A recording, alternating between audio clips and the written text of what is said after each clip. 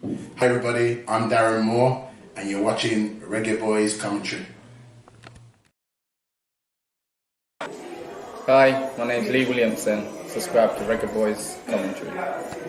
Hi, my name is Joby McAnuff. Subscribe to Reggae Boyz commentary. Reggae Boyz commentary. Like, share and subscribe, please. I'm Javon Watson and you're watching Reggae Boyz commentary. Yes, Reggae Boyz commentary. Like and subscribe, yeah? Reggae Boyz commentary. Like, share and subscribe. Yeah. Reggae Boyz commentary. Subscribe, like and share. Is that the right order? Hey guys, thank you so much for taking your time out to watch this video in particular. But let me give you an update on a channel called Sport City. Yes, Sport City. It is a channel dedicated to everything related to Jamaican sports. Football, cricket, athletics, netball, rugby league, rugby union, tennis, lacrosse, swimming, you name it, we got it on Sport City. And what is the channel designed to do? It is designed to highlight Jamaican talents across all of those sporting disciplines. If you're a Jamaican and you're playing that sport, then we got you covered on Sport City. So it's quite simple, guys. Hit the subscribe button to Sport City right now. This video is brought to you by MPEC Printery, specializing in t-shirt printing, posters, and shipping from the USA. Call 876-775-6692 or 876-337-7374. Andy Gone Nuts, 100% guaranteed fresh coconut water delivered straight to your door. Call 876-309-6128. That's 876-309-6128. Refreshing and affordable. For more information, follow them on Instagram at Andy Gone Nuts.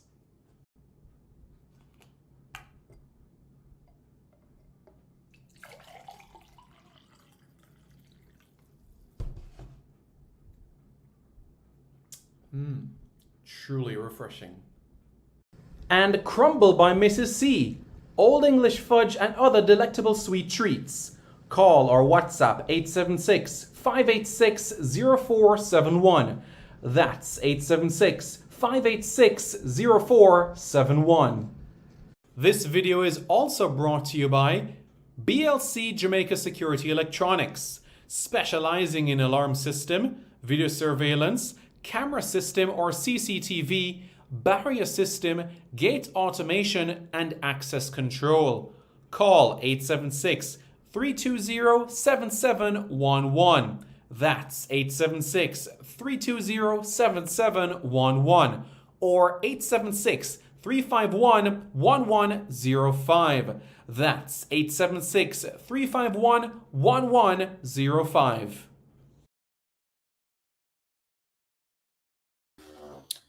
Hello everyone. How is everybody doing? Good evening.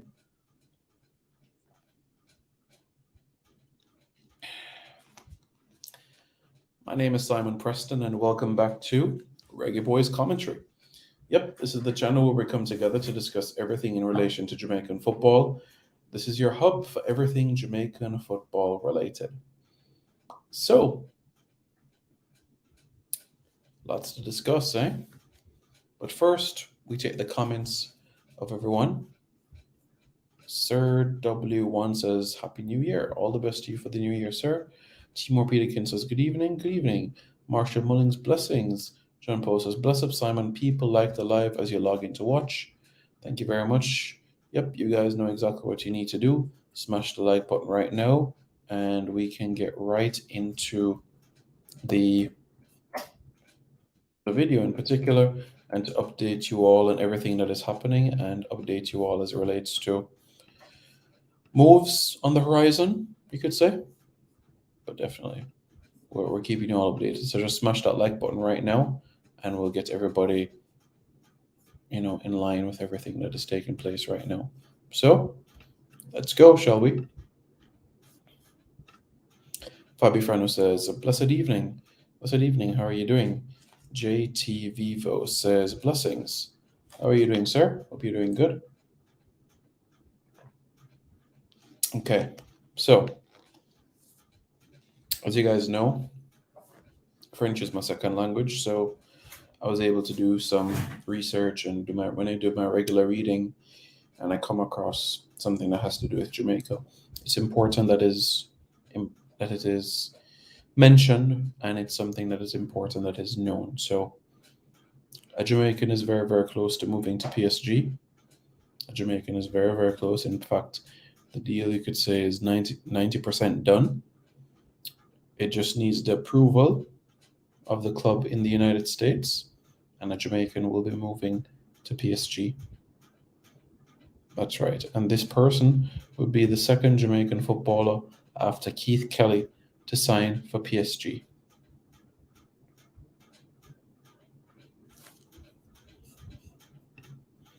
All is well, Javon, man. All is well. Don't worry. So that's the latest right now. A Jamaican is very, very close to signing for PSG. Before I give you the updates on that situation, let me just update you all that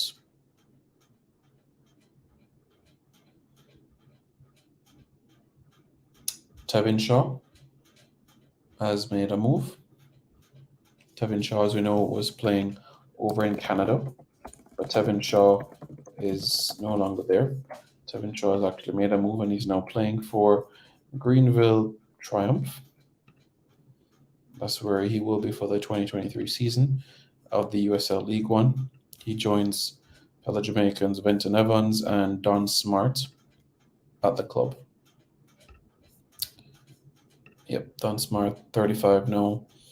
Quite a career he had. Even at Indy 11, he spent a number of seasons there. So, one of them, it's Tevin Shaw, who, as you know, a big friend of Shamar Nicholson.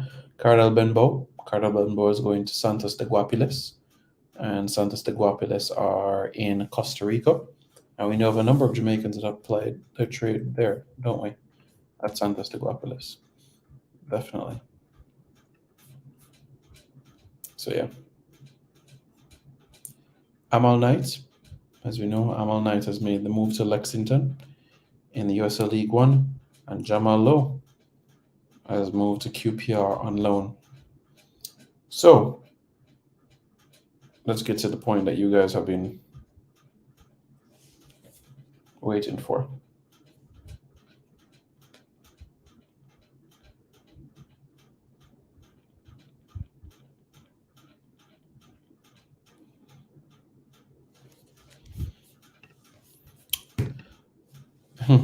Did this Jamaican represent Jamaica recently? Yes, this person scored for Jamaica recently. Let's see if you guys can figure it out, and then I'll tell you. This will be fun.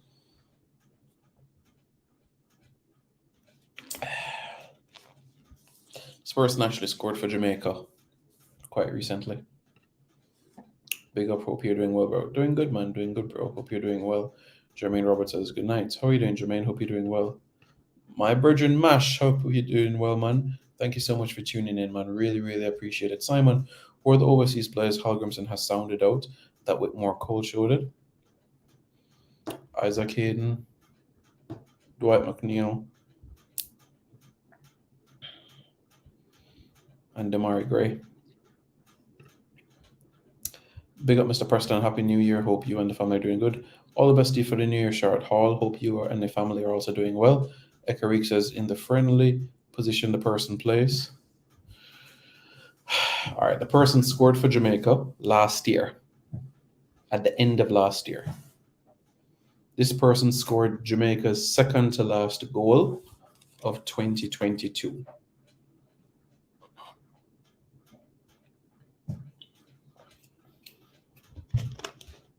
If I said a position, it's going to give it away. So I just wanted to see if you guys will know who this is. That's almost tied on to go to PSG. And we're talking about the PSG, folks. The PSG. So who is that?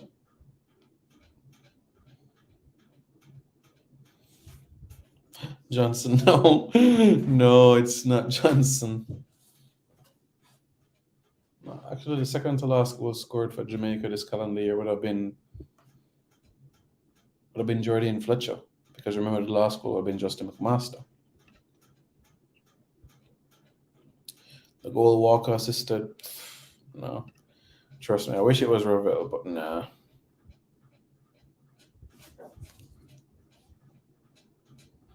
It's not.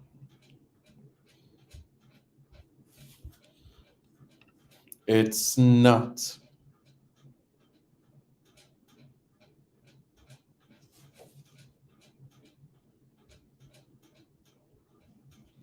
All right, guys, I'm going to give you 2 more minutes to try to guess the person, or else I'll say it.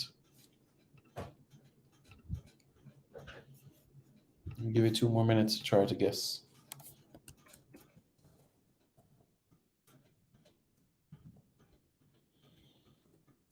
Before we get into communication and talk relation to Coach Jaime Hallgrimsson.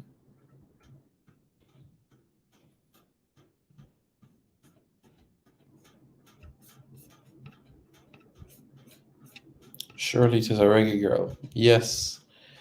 Why couldn't it be a reggae boy mash? Why can't Dwayne Busy Atkinson end up at PSG? Why can't Whisper end up at PSG? Ding, ding, ding, ding, ding. We have a winner. That's right, folks. Allyson Swaby is waiting approval from Angel City FC in the United States to earn this deal over towards the league in Liga. And it's a big deal, a massive, massive deal in the grand scheme of things. And you know why this is something that should not be brushed aside? Many, many, many, many reasons. This is a competitive environment that Allyson Swaby is very, very close to going into. This is the second best team in France. This is a competitive team with a lot of resources together. We're talking about players like Ashley Lawrence at the club. We're talking about players like Marie Antoinette Katoto, Lydia Williams. We're talking about players like Grace Griotto, Barbara Vitokova, Amelie Vansgaard. Some outstanding players at this football club. It's going to be a competition to make the 11. Lorena Fraser. So just making the starting 11 alone is going to be competition for Allyson Swaby. And I just hope that she gets the minutes, because the minutes are so important leading into the World Cup. On another angle, you could say maybe if she doesn't play as much, then her legs will be rested. But I'd rather have a player that is firmly getting minutes under her belt and not rusty. That is what my preference would be. Best documentary says, bless up Simon. Timur Piedikin says, wow, the 2 Swaby sisters will be playing in the same league. Yeah, that's because her sister Chantal is at Fleury 91. Yeah. Fleury 91, 91. So yeah, sister in the same league, yeah? Wouldn't that be good? That'd be great.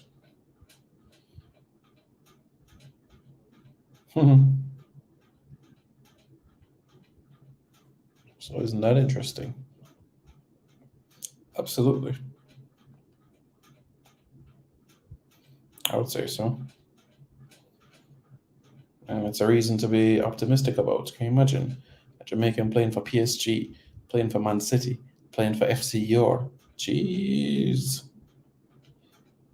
Did you guys listen to the interview that I did with Mr. Speed earlier, Mr. Rudolph Speed earlier, and heard what he had to say? It's the reality, you know. Our women are performing better than the men, so what can we say? We're just going to have to accept that, and more attention should be given towards them. All right?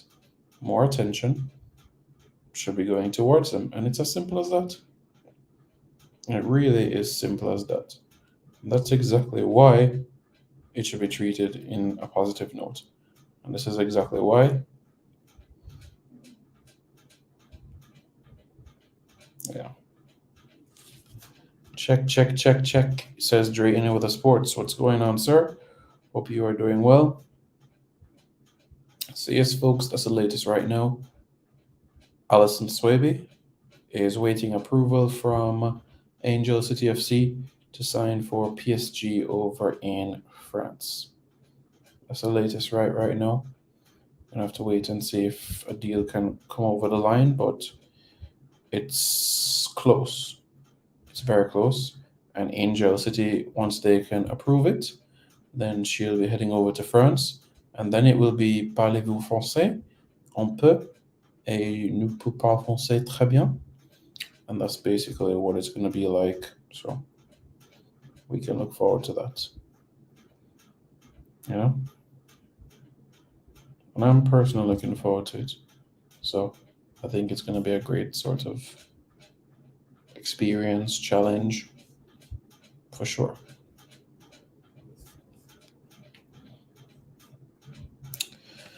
So, if you guys have any questions about that, you can let me know, but let's proceed forward as it relates to the men's side of things, and we can discuss that angle. But if you guys haven't already, smash the like button and smash the subscribe button.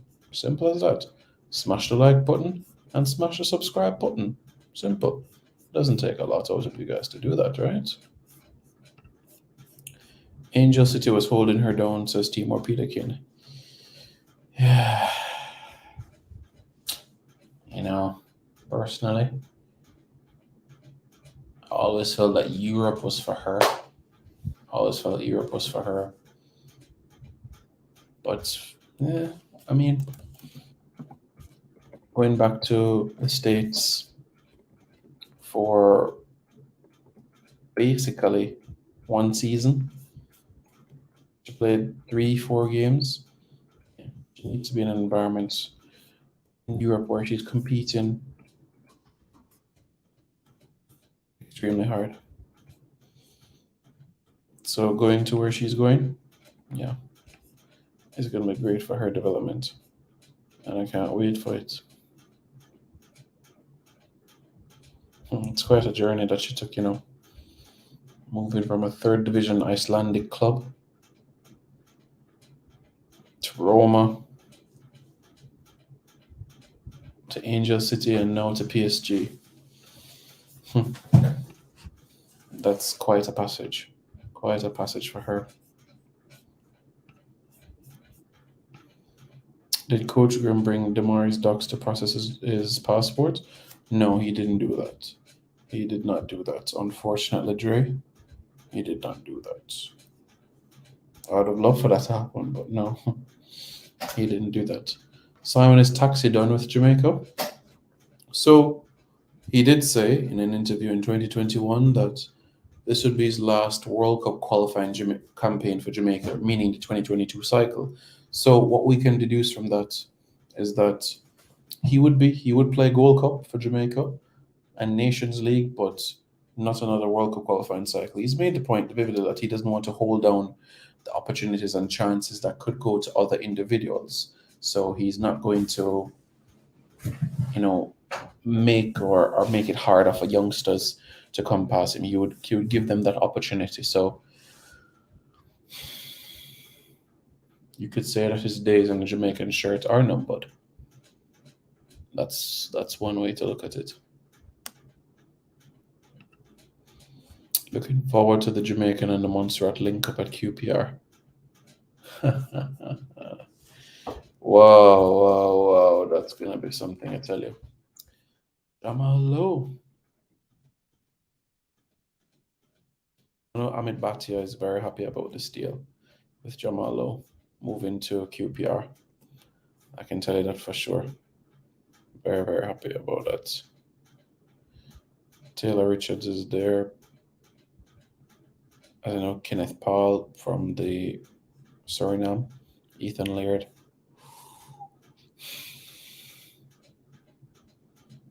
Jake Liam Clark Salter. Yeah.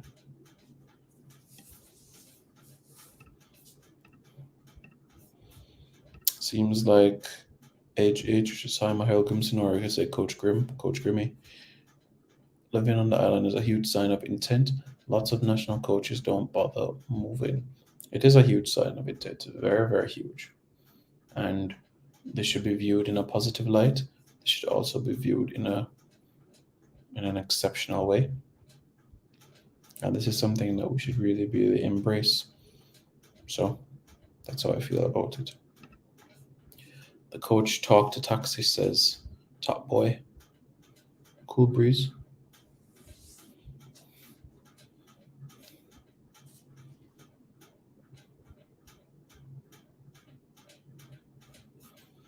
Caribbean Cricket Podcast says, when Schaefer lived on the island, what did he do with his time? I remember Hallgrimsson talking about being a dentist. Is he going to work as well? Yes, Coach Hallgrimsson is going to set up his own dentistry within the island. He is going to do that. So that is something that we can look forward to seeing. He is going to open his own dentistry on the island. Coach Halgrimsson will be attending games within the Jamaica Premier League starting this weekend in particular.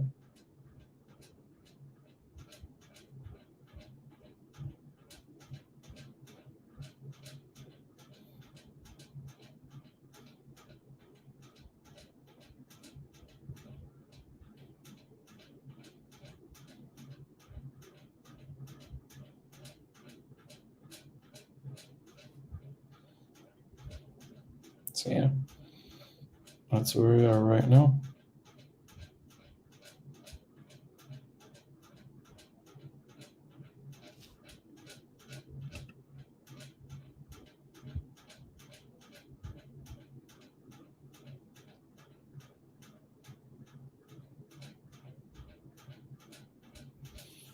Are you feeling better about this cycle than you were at the beginning of the 2022 cycle, or it's still too early?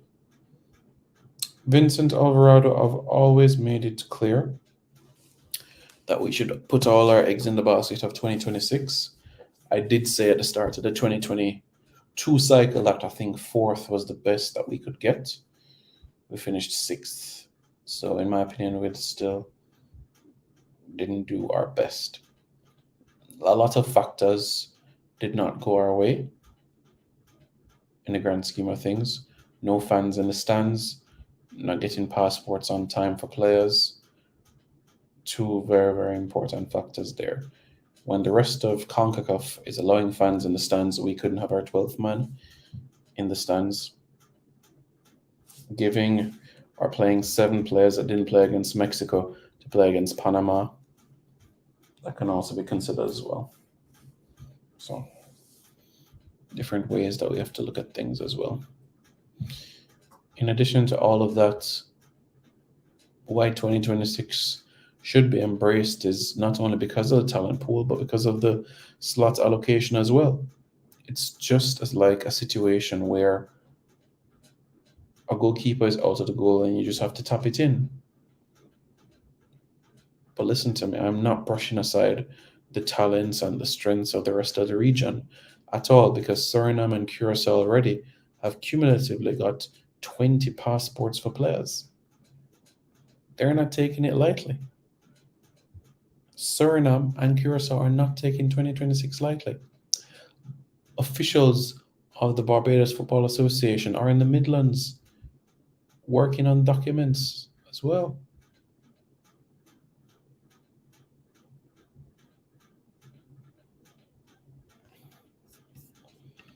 Karik says, you are the only professional Jamaican blogger on YouTube.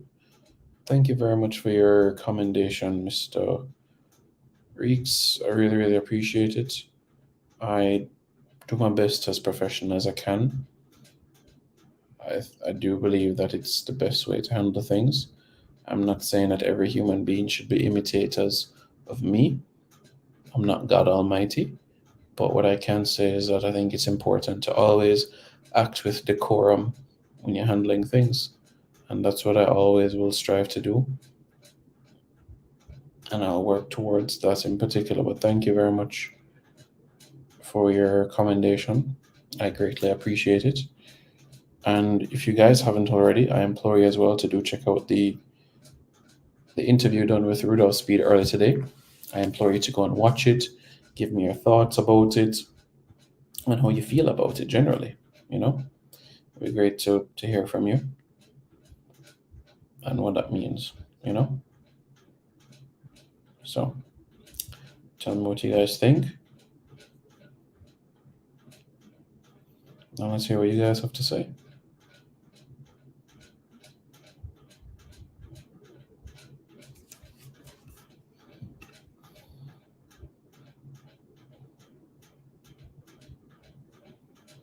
This is Jamaica's best chance of qualifying since '98, in my opinion, says ISABs. This will be Jamaica's best chance ever. Ever. This will be Jamaica's best chance ever. Keep up the good work, says Ekareeks. Who is Coach Hallgrimsson? Coach Jaime Hallgrimsson is the head coach of the Reggae Boyz. He has so far managed 2 games in charge of the Reggae Boyz. The Argentina fixture, which Jamaica fell 3-0, and also a 1-1 draw against Cameroon. So those are the matches so far. Vincent Alvarado, I see your comment. And I see your question.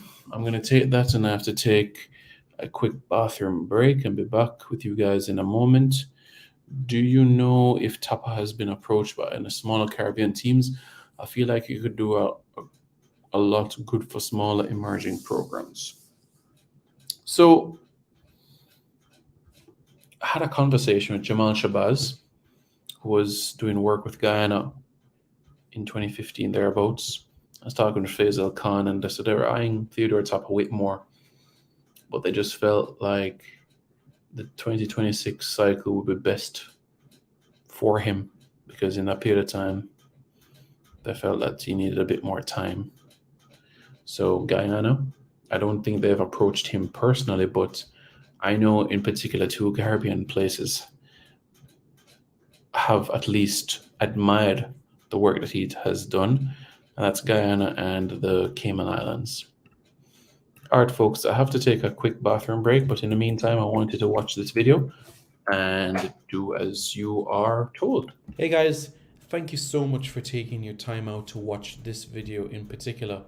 But let me give you an update on a channel called Sport City. Yes, Sport City. It is a channel dedicated to everything related to Jamaican sports. Football, cricket, athletics, netball, rugby league, rugby union, tennis, lacrosse, swimming, you name it, we got it on Sports City. And what is the channel designed to do? It is designed to highlight Jamaican talents across all of those sporting disciplines. If you're a Jamaican and you're playing that sport, then we got you covered on Sports City. So it's quite simple, guys. Hit the subscribe button to Sports City right now. Yeah, so hope you guys are able, you guys can do that as well, and we'll be able to get in more information as time progresses, you know? So that'll be great, you know?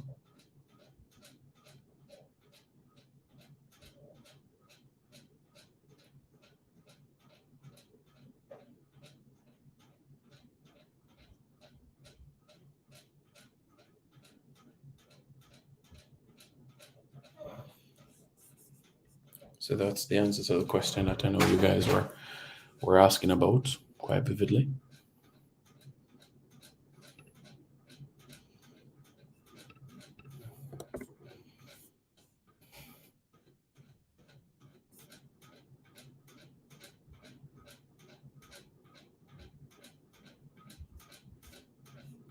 So yeah, that is the situation right now. I know there's been some comments, especially about what was said as it relates into the interview that Mr. Rudolph Speed was saying quite earlier. And you guys can weigh in on that as well. He was making the point about trophies and what that means and everything of that nature. Well, you guys can give me your thoughts about it. And it doesn't necessarily say that trophies mean success. He said it could be another factor. You can understand. Many people will have different angles about it. And personally, I think personally that Jamaica has to win these tournaments. Does that mean that Jamaica has to win for their reputation to go sky high? No, we can have diligent performances, and Jamaica does well from there. You know what I'm saying? So it doesn't have to be winning, but I still think it would be great in order to win.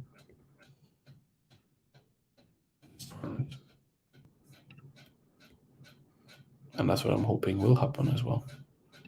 That will make and improve everything. So hopefully that can be something that works out quite soon.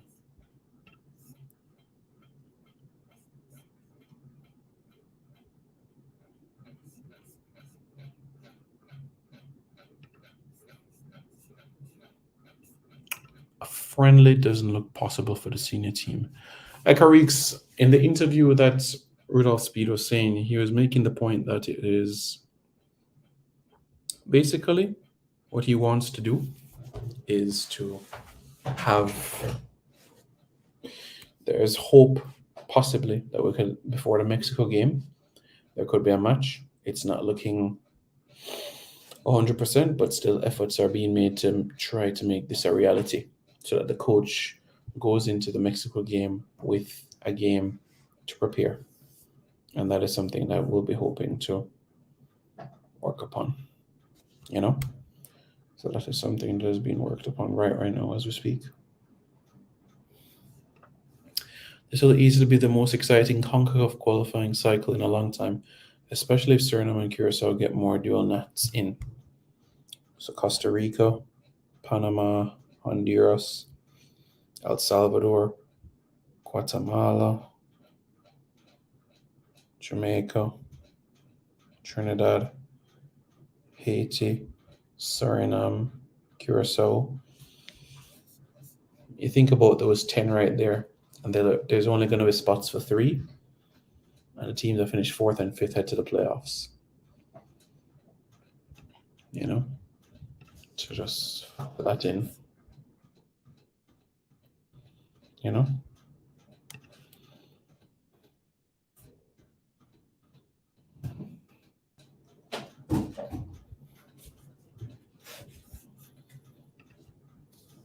So that's what we can look at right there. It's exactly what can be analyzed at this point in time, you know? So it can't be brushed aside, the work that has been done. That's where we are right now.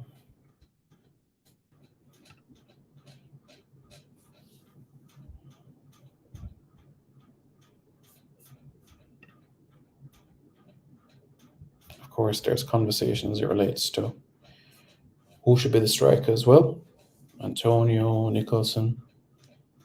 That's also another conversation to think about as well. Vincent Alvarado says, I think one thing Jamaica needs is to make the office theirs again. The record for the Reggae Boyz at home is terrible in recent competitive games. It has been... That's something that has to end. It really has been, because from 1995 to 2001, Jamaica were 49 games unbeaten. Jamaica has to be a fortress again. Well, you could say it's 4 games unbeaten now at home, because the game against Costa Rica was the last time that Jamaica lost at home. That was February 2022. February 2022 was the last time that Jamaica lost at home.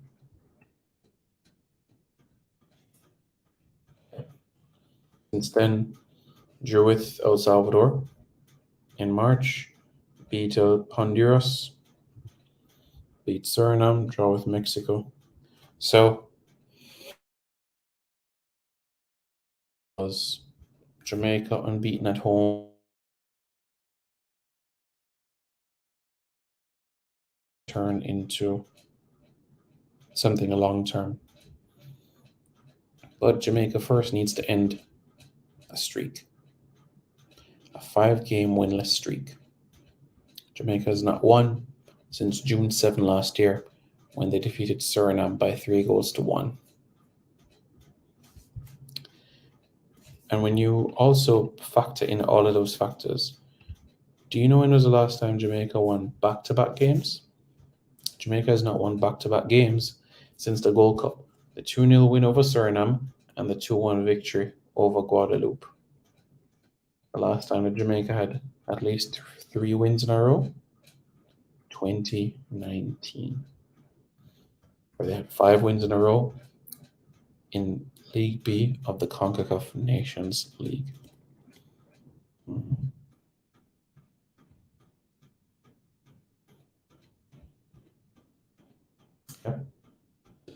Yeah.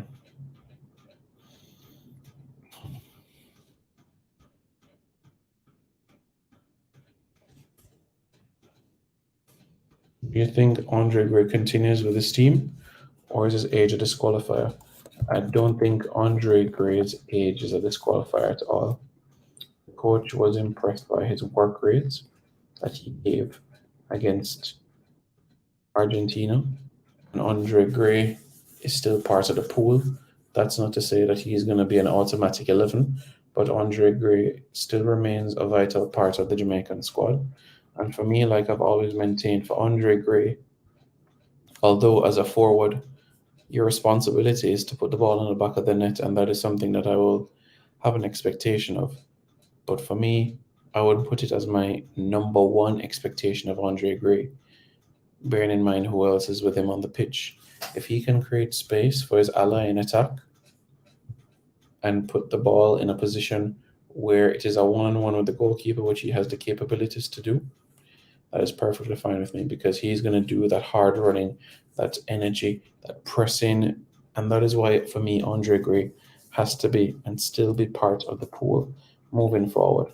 I don't see any reason why he shouldn't be, but he definitely needs to be part of this mix. I can't see or picture a Jamaican squad right now without Andre Gray involved. For me, he has to be. There. Andre Gray has to be there.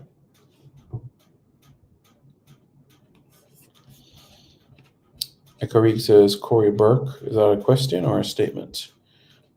Ohini Blake says, Ultras check in. Check in. Hope you're doing well.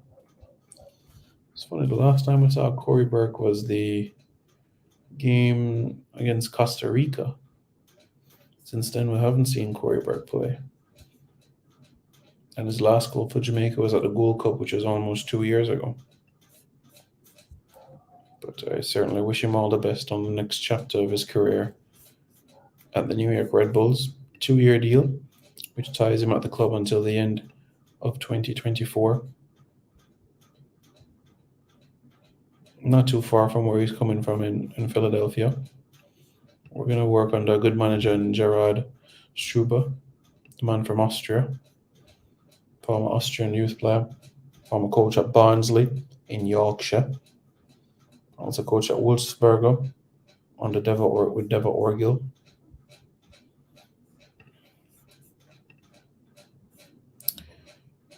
During that Damari Gray needs to get his own docs, not the coach job to do that. If he's interested in representing, he should do that. Well said, Travis. Well said. Corey Burke has to be part of the pool for you.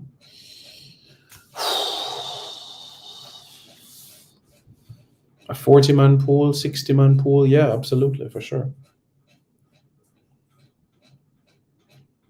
But aren't you guys excited that a Jamaican football player is going to be a PSG player soon? Amazing, isn't it?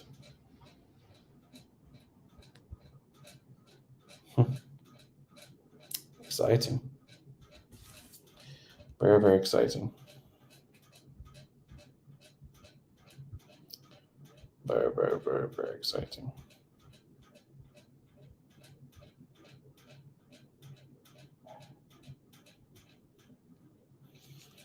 What about the new players from Merseyside? Who are those? These players been waiting for weeks.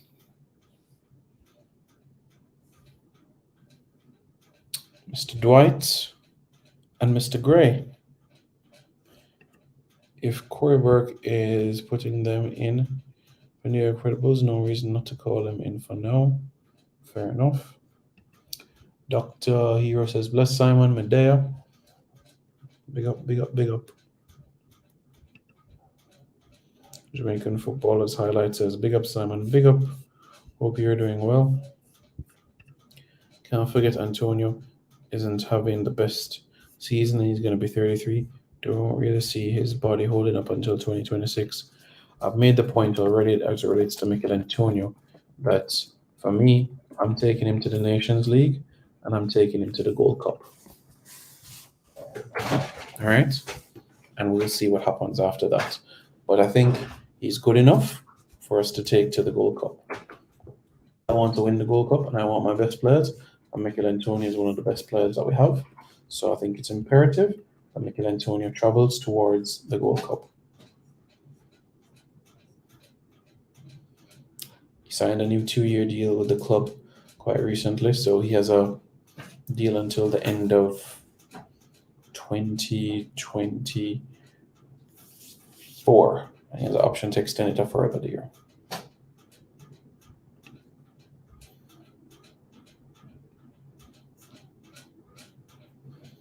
I know this season hasn't been the season that many people have been expecting of him. There's an opportunity on the table elsewhere. See what happens. But I think there will be playing opportunities in this calendar year. I know last year that run to the semi-finals of the Europa League was fantastic, finishing 7th in the league, quarterfinals of the League Cup. But this season in the UEFA Europa Conference League, you're looking at a team that could actually go on and win a trophy. Genuinely speaking, there's a team that could go on and win the UEFA Europa Conference League. In the round of 16 of the UEFA Europa Conference League, they will wait on their opponent, but they're very close to the finishing line. Other teams have a round of 32 to play. But West Ham, they're sitting pretty as it stands. You know? So I think he will get games, he will get minutes in the UEFA Europa Conference League. I see it happening. I think it's going to be an exciting time to see him compete and try help West Ham win their first trophy in so many years. A good moment to look forward to.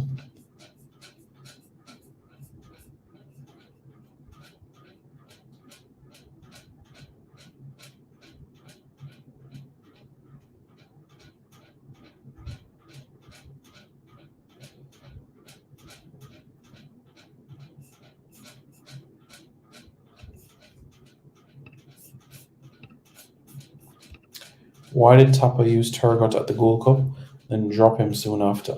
I find it embarrassing that we can have a player win the Swedish league and not get picked, but Flemings didn't play and did. Yeah. Look, Mash, you and I had a conversation about this in Hull up in East Yorkshire a couple of months ago about this. And Blair Turgot, an individual, has won the top flight league and that will be playing Champions League next season, deserves all the praise that we need. Why wasn't he recalled is an absolute mystery. An absolute mystery. Honestly, you just have to scratch your head because it was unbelievable.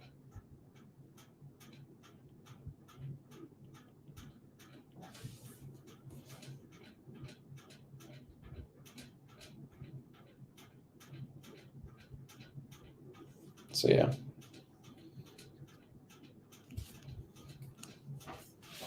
You're right.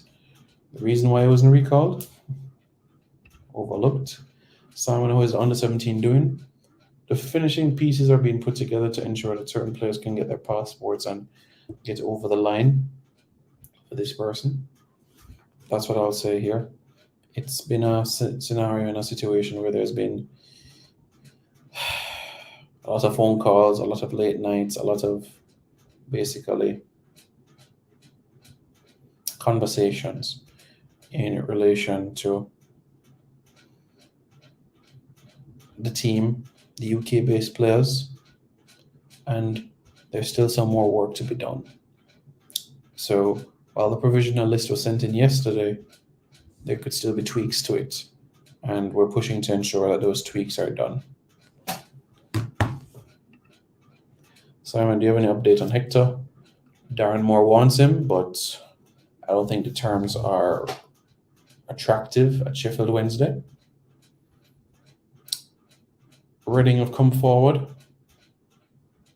and it's a situation being looked at.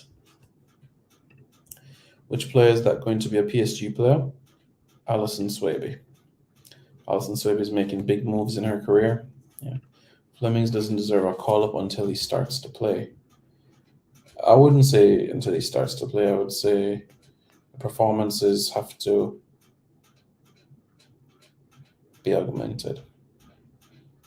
It's a time where accountability has to be taken into consideration. Big time. It's something that desperately needs to be looked at.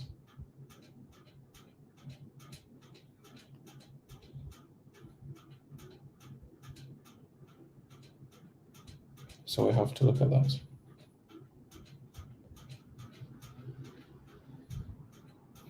Can't ignore it at all.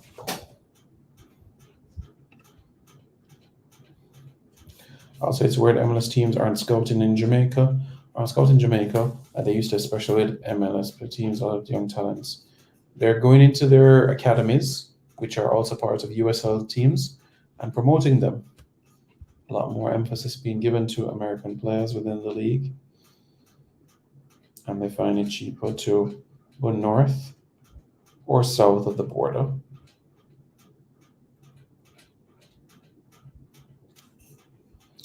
Is Coach Hallgrimsson expected to also oversee the youth teams?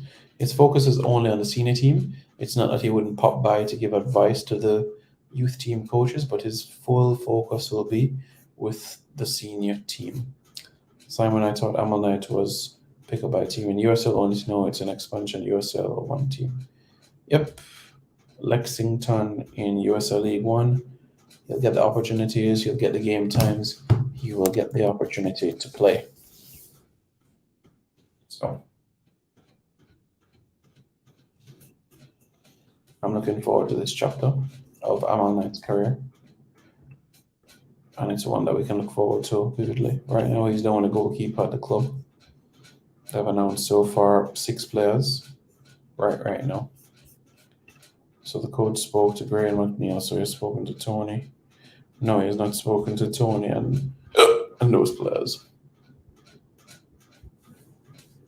The coach did not speak to Baker. Ricardo Fuller said that he would do that. Do you know what is next for Alex Marshall? Shame he couldn't do more at Halifax. Most likely Harborview in the Jamaica Premier League. That would be next.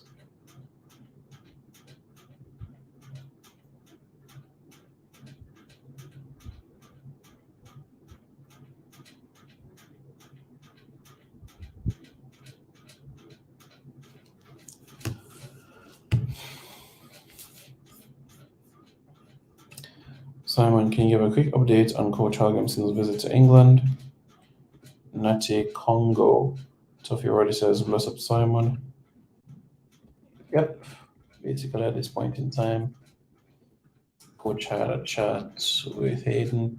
A few lads from Merseyside went back to Iceland to get the family. Here on the island right now, recovering, getting accustomed to this time zone and everything like that. Keep on sending your comments and your questions in, guys. I'm going to be bringing in a guest with us this evening, and he'll be speaking to us for a little bit. So let me welcome our good friend, JT Taylor. How are you doing, sir? Blessings, Simon. Is it? I think it's my first time on the show. Yes. All right. Yeah, I appreciate the time. You know, how are you? How's the family doing, man? Yeah. My little daughter, she's sleeping right now. Had a long day. Did a lot of traveling on the train, but I can't sleep for some reason. So maybe tomorrow I'll get some sleep. Yeah, I understand. It's great to hear from you. I just want to know how you're feeling and looking forward to this new year.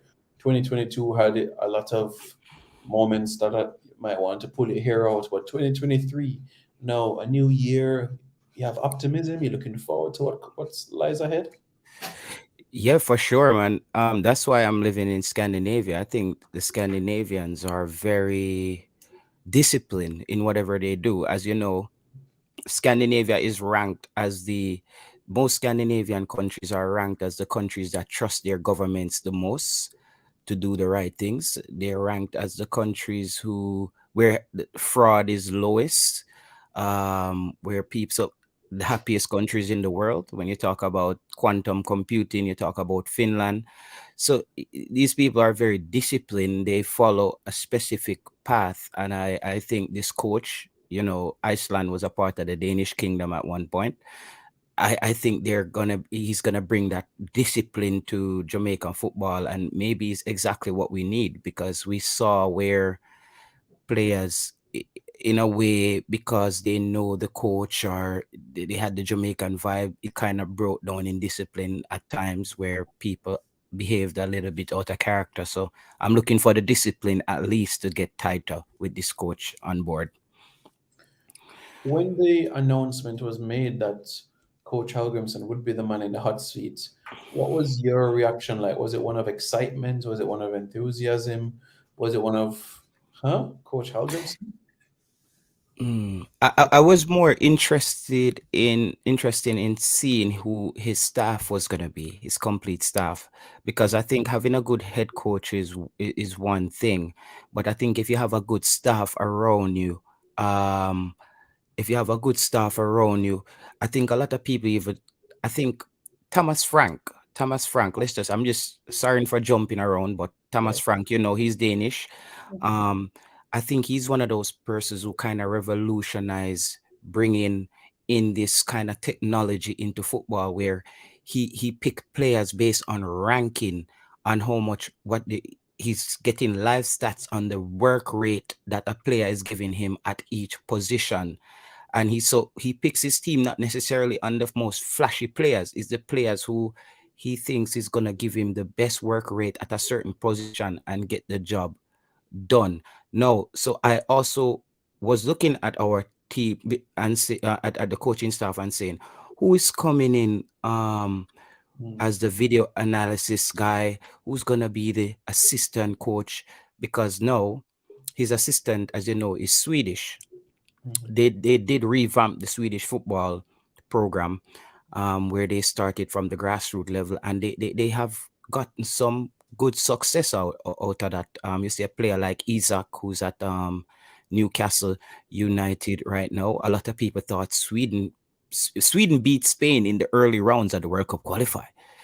I think is when they dropped points to Greece. That's when the team, and they felt that the coach as well was a very conservative coach.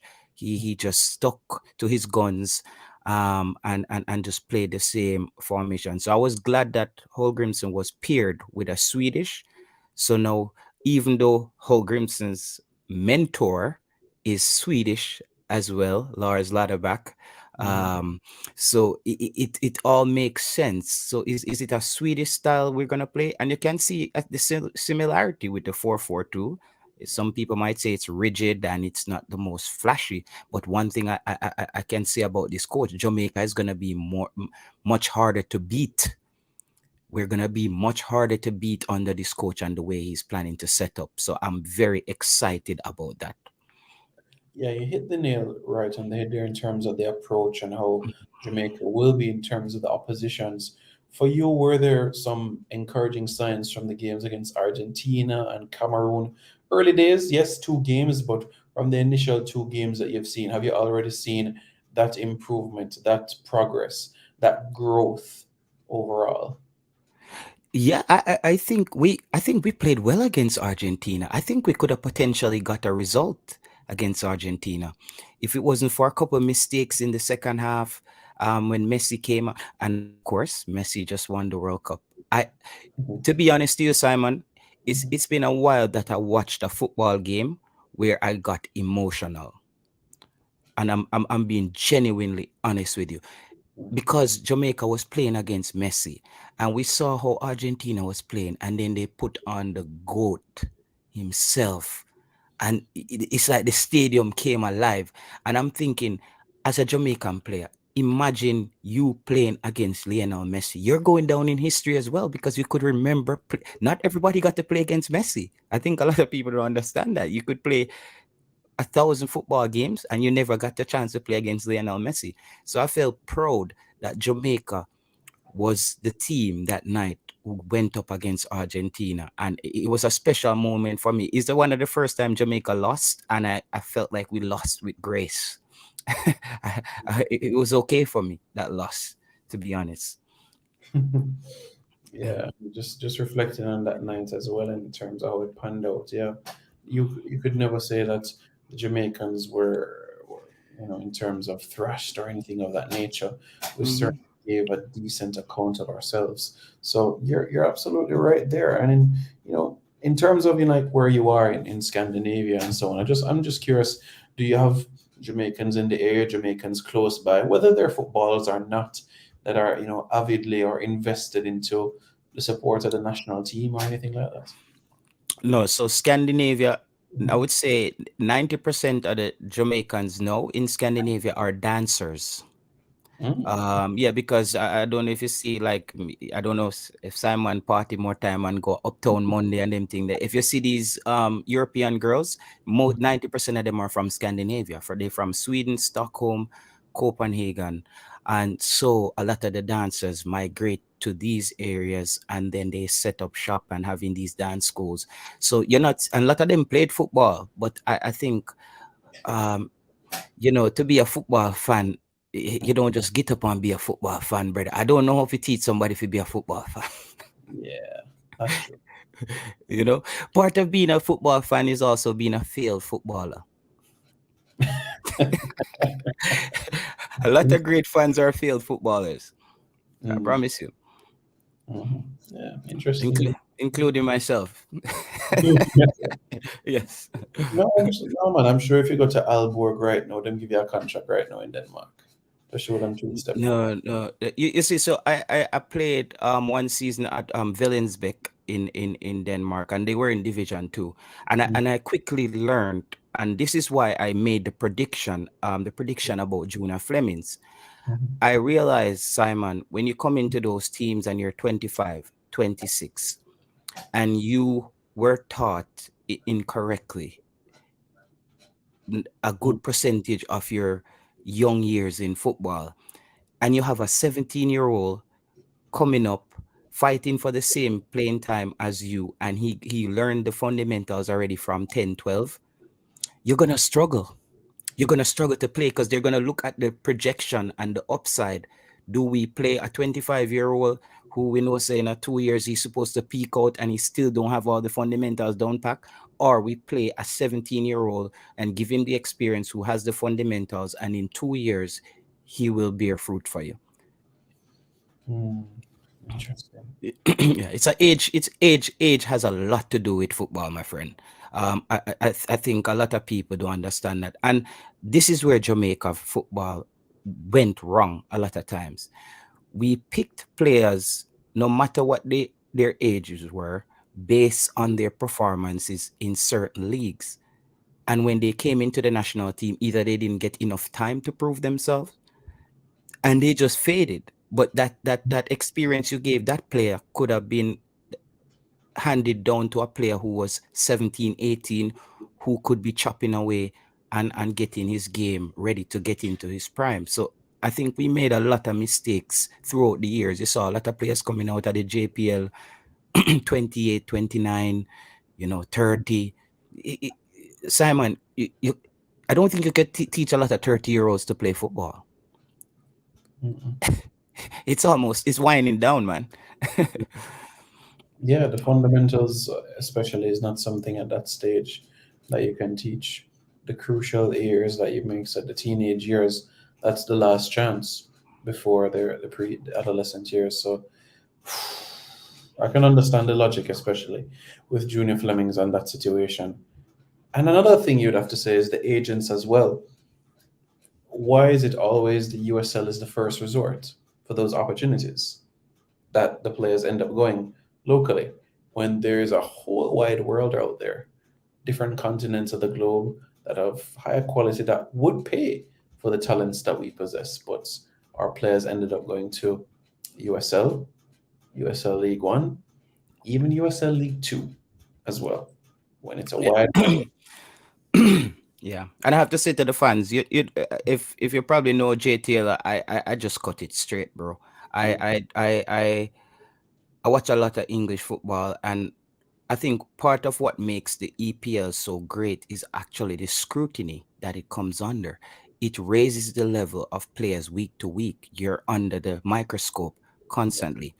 One of the problems that I always had was watching the JFF Instagram page putting out a report that a Jamaican player just moved from a USL team to another USL team. I'm like, woohoo! Yeah, you move from Alabama to Arkansas, man. Great. you know, yeah, that don't really move the needle, bro. But I guess you did. You know what I mean? Like I said it on YouTube. I said it first on YouTube. The USL is a graveyard for a lot of Jamaican players. And hear what I'm saying, Simon. Not saying it's a bad league.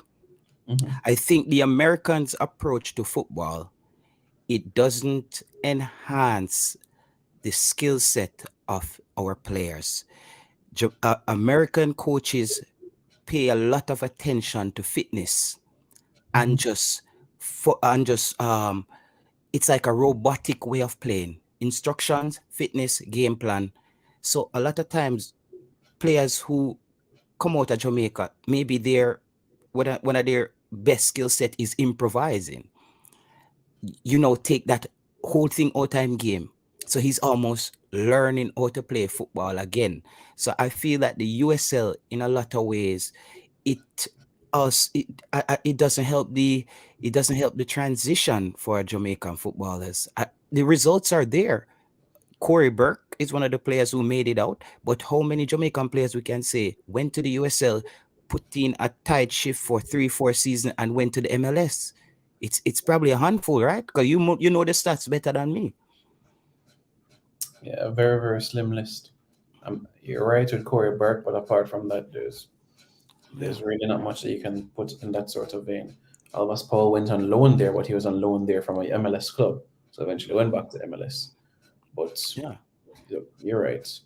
And I don't like any league, Simon, where you can't qualify for anything. Like, come on, guys. Part of football and the drive that motivate players is to win a championship and get promoted to something. You hear what them say? What them say? Something at Jamaica, something strengthen labor. Yeah. Like that thing that, like, so these players just know, all right, maybe we finished top 4, top 5 this season, but we just go and play JPL, USL, and we get paid, and we do this cycle over and over and over again until maybe we get scouted by an overseas team. I don't see the sense in it. If one of those teams, at least they need to narrow it down to at least 1 or 2 USL team should be able to qualify to play in the MLS. It will make the league more competitive. But if you just have guys playing after season, racking up stats, and it's just playing in a cycle, I don't see the sense in it. It should be like the championship. You win the championship in England, or your top 2 Premiership football next season, bro. Yeah, simple. And if you're 24 to 26, relegation. You have consequences to your actions in life, and you have to live with the benefits or the consequences of your actions. That's what life is all about. And basically what we're seeing in the youth system is basically, oh, you finished 12? Good job. Here's a ribbon. And you hug that up. We go again. Yeah. Win something, bro. You need to win something. We have a question in the comments for you. JT, do you believe we can get to the top 30 in the world rankings? If so, why or why not? I think Jamaica will get to top 30 under this coach. As I said, one of the problems that Tupper Whitmore had as a coach, I know Simon don't really beat coach, but Jay Taylor is the coach beater. We tell them straight how it goes. So these words are not of Simon Preston. I don't know Simon keep him think discipline. One of Tupper Whitmore's best skill and talent was benching the better players. Theodore Whitmore was amazing at confusing us as to who is going to play next game. And that broke down the consistency. You're not going to see this with this coach. You will see players getting rotated in practice games. But if you look at Iceland and you look at the pool of players they use, it wasn't a huge pool of players. I think in the early phases where he's trying to see who is who and he got a million lists of players from everybody, you're going to see people getting rotated. But I think when the wheels start turning over and he kind of feel like I have my 11, now I'm trying to build up my bench, I'm trying to have young players coming through, we're not going to see this Jamaican team with just people rotating, man, come on for a shop pace and just go play for Jamaica. Not under this coach. I'm telling you, guys, so we can ball for every player in the JPL. This is not how it's going to work under this coach. I promise you, it's going to be a small core group of players and rotating, and maybe one or two get dropped out here and there. And that's very important for consistency. So, folks, the era of Javon Watson is finished. Ladale Richie and company. Soon. Yeah, and I know Javon Watson has taken a lot of flack from even pundits like myself. But I want fans to know that we do appreciate the service that Javon Watson has put in for Jamaica, because sometimes we forget to give these players their accolades. But however, Javon Watson was touted as a future prospect in the MLS, not just in Jamaica. They thought he was a player who could have moved on to do better things. Javon Watson just never took that next step. That's what happened. Javon Watson, when Javon Watson is playing in the midfield, he had the size, he had the twitch muscle, but he just always missed that. He didn't have that finishing touch, that finishing pass to just make him into a rounded clinical player. You know, and after that, when you're not getting to that final spot, you start circulating in the MLS. You maybe drop down next season, you go to a lower team and you start move around and your stocks start falling. So Javon Watson was considered to be a prospect early on in his career. Yep, certainly did. So, and we have to give the recognition where he's there as well. A couple of people in the comments mentioned Ricardo Morris as well. Yep, quite a number of names, has been mentioned in terms of those players as well. Let's see what else has been said in the comments. Another one from Live Radio says the players need to make a living, and Jamaica League not paying them. They make decent wages from America regardless if they get called to play for. MLS need to have the team relegated and teams promoted as well. Interesting. Yeah. Let me say something to that, Simon. In the world of football, and big up everybody that works at a call center. I advocated early on because a lot of the call center jobs were in India, and I wondered why Jamaica weren't attracting some of these jobs since we are English-speaking country. That has happened. However, the USL is like a call center job in football. You like where you're there, but you want to move up. You're not really move up. And how are you going to move up? You're going to move up above the other people who are making calls and just tell them how to make better phone calls. It's like the space to actually for growth in the USL is just very slim. Again, it goes back to the lack of promotional the promotional aspect, are teams getting promoted to the MLS. So it's like how big you can get. Is the biggest you can get in the USL is getting a contract to leave. And what the best job you can get at a call center is to get a better job and leave. No disrespect. We respect to everybody who works at a call center and you're earning your your money the right way. We respect that. I'm just using the comparison. It's like metaphorical, so hope people don't misunderstand that. Yeah, Jay Taylor, I mean, there's something that I'm not sure if you've said it before, but if you did, you could just remind myself and the viewers about it. Because even when I did the What's the Deal, one of the first comments that I would get from people is, why isn't a JPL baller ever in the What's the Deal? why isn't there being highlighted? And I have mentioned JPL ballers in the past and players that did well in Cassava under 20 and 17, etc. But why is there this xenophobia? Why are people saying that Simon is trying to stifle the local mandem and Simon is trying to give them food? It's like building the roads in Jamaica. You have China Harbor coming, right?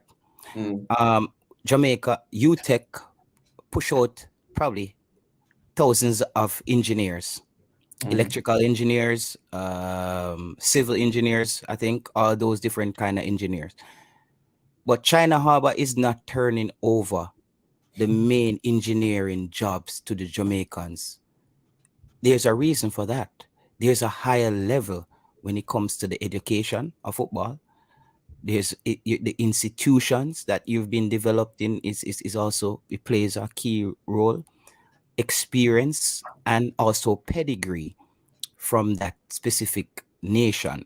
Now, if you look at Jamaica, the JPL players, the problem that a lot of JPL players run into is consistency. They come up, they give you a good season. Next season, him last. You rarely find a JPL player who dominates for 3 seasons, 3 seasons in a row. And I know that's not easy to do in any league, but you always, they pop up, they flare up, you give them a call, and they just fade.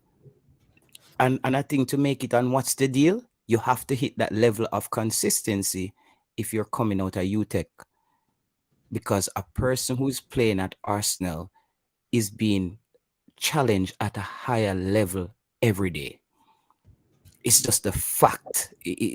They're exposed to better surfaces, better facilities, better coaches, better medical staff. It's just a different level. So we have to understand that. And a lot of times, when I look in the JPL, you can dominate the JPL without having the correct fundamentals. You can dominate the JPL with speed, brute force, and being on a good team. We've seen that before. We've seen a lot of speedy players. But when they reach that next level, they start realizing, I don't have the fundamentals down. Because when you get to, let's say you're the fastest player in the JPL, and you go up against, what's our defender here from Liverpool, Dutch defender. You go up against Van Dijk. His footballing IQ is going to know that, all right, boom, I'm not as fast as you, but if I cut off the angle, I will force you to think differently. And if your football IQ is low, you're going to keep running to the same spot, and him just have to meet you there or wait for you. And he might do less work, and you're still burn out your energy, and you're getting dominated. So, Simon, football IQ in Jamaica is very underrated. If you look at the metrics that you use to grade a player based on football IQ, defenders are, let's start with CDM, one of our positions that we consider to be our Achilles heel over the years. Anticipation of making that tackle. Anticipation breaking up that pass. Anticipating whether you want to push the player outside or turn him inside or commit a foul when you need. You see all them things that when the adrenaline are pumped, if you're just working off pure adrenaline, you're not going to be able to do those things because you're not going to be thinking. You're just going to be running out there. Just running until you run out of steam. So football IQ, that's why I said that kid, Rohan Blake, or whatever his name is from the under 20. I thought for me, he was the player that I saw out of that under 20 with the biggest upside. I thought his height was going to be an issue. I thought he has to change position for me. I don't think he can make it as a center back. I think he's either CDM or a right back. But his footballing IQ, Simon, he was always in the right spots. If you watch that under 20, he was always in the right spot for the football. And that's what scouts look for. The other things you can work for. But how can you teach? That's what, this is what, the young man who play right back for us right now from Javian Brown, he's struggling. his positioning. Javin Brown has the speed, he has the engine, but he struggles to when he's running back full speed. He doesn't know whether or not I'm going to turn the player inside and have another defender come over and help, or I'm going to turn him outside and my defenders cover the 6-yard box. I think he struggles with that. He's either just running behind the player. Smart players anticipate, okay, all right, this player is probably weak on the left. It's good that I push him down the wing and force him to make a cross off his left. The chances that it's going to be a good cross, the odds are in my favor. But if you let him turn in on his right because you went out on the outside, you give him the advantage again. And that comes down to football IQ. And I think we don't do enough football in the classroom in Jamaica. Is your coach come in and say, Simon, fit, give me 15 lap. Yeah, you can have the fittest player out there who's a madman who's doing nothing. He can run for 90 minutes, but is he doing anything? He's just running. So, football IQ. Yeah, a big deal. And in that 90 minutes, how much on average you get on the ball? 3 minutes. 3 minutes. So for 87 minutes, it's about what you do off the ball at the end of the day, which is why you stress the point about IQ so vividly, why that is something that has to be important, stressed, and as you said, in this country, something that is underrated. Yeah. And players who struggle with this, and people might think I am a hater of these players, and I'm not. I think this is what capped these players. Lamar Walker, Junior Flemings. Lamar Walker and Junior Flemings have a skill of doing the wrong thing at the right time. When they need to pass, they shoot. And when they need to shoot, they pass. I've seen it happen so many times. Or Lamar Walker over dribble. He takes too many touches. Or Junior Flemings is too selfish in the time when he needs to just knock it off. When he needs. So that tells me that something is off with the mental and what the body is trying to do something, but the brain is doing something else. I feel like that, me, based on watching Jamaican football. You can go back and watch it, Simon. How many times you saw people just saying, Lamar Walker, leg of the ball. I remember this game that we watch in the National Stadium. I hear the whole stadium screaming, Lamar Walker, leg of the ball, no youth. Leg of the ball, no youth. That tells me he's not connecting with him mentally. And I'm sorry, Simon, if I'm being a bit too brutal. I just, as I said, I'm an EPL fan, European football. These people don't hold back. If you're planning to be a pro, you have to be able to take scrutiny. That's the only way you're gonna get better. That's how we chop it, brother. I understand exactly where you're coming from, and then you'd have certain players that would say that you don't like them because of that, but at the reality of the day, you want what's best for them. That you want to push them because you know the potential that they possess, and that potential is something that could take them to a next level. But if you see a habit that is getting consistent, that is not in line with the objectives or the prerequisite on the field of play, then it's something that has to be made mention about. So, you can understand, I understand what you're saying when players go on the social media and say, getting criticism and proving the doubters wrong and pointing out to Jay Taylor for what him said 5 years ago and doing this and that. Look at it this way, Simon. Yeah. As a footballer, let's say there's what's the population in Jamaica? About 3 million? Yeah, let's call it that. And about how much in the diaspora? 4 million. So out of 7 million people, you are chosen as 1 out of 23 individuals. And I'm supposed to feel bad for you? Give somebody else your game, bro. We have 7 million more people out there. I know we have females in there and kids and blah blah, but if we're looking at the bigger picture, there's 7 million other Jamaicans there, and you were chosen. You were chosen not for us to feel bad for you not doing well. That is not our job. That is football. Football is football. That's why I love the movie Gladiator and Spartacus and those kind of movie. It's the same concept. You throw these gladiators in the arena, and it's the best man win. The best man come up. You know, if the crowd love you, if you win, and if you lose, we send you under the underworld, go fight, we come back up, we can make the team. It's that simple. We're not, the show must go on. That's football. There's 7 more people in line, bro. So I don't buy that. I don't have time to really babysit footballers and say, yo, him all right, man, give him a next shot. That's not our job.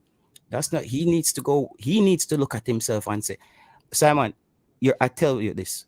What I've learned playing football is your off season is the most important time in football. Because you as a player, to get better, you need to evaluate what were your weaknesses last season, and you have to fix something. You need to fix something coming back into the season. I don't want to see you come in this season. Last season you can't shoot the football. This season you can't shoot the football. So what are we really doing here with you? You know what I mean? That's why Cristiano Ronaldo and Messi and those guys become such rounded players.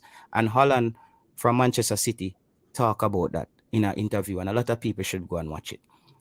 He said a lot of players work on a lot of things over the off season, but sometimes they're working on the wrong things, and they're working on things that they're already good at. You know what I mean? So you're not really improving. You're just getting better at what you're already good at. I don't know how that matches up, but yeah.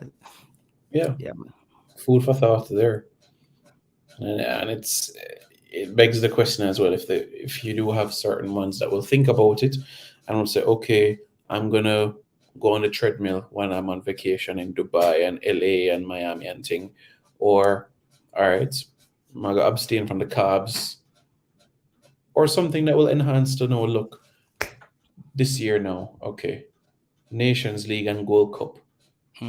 This is a year that can actually change my life forever.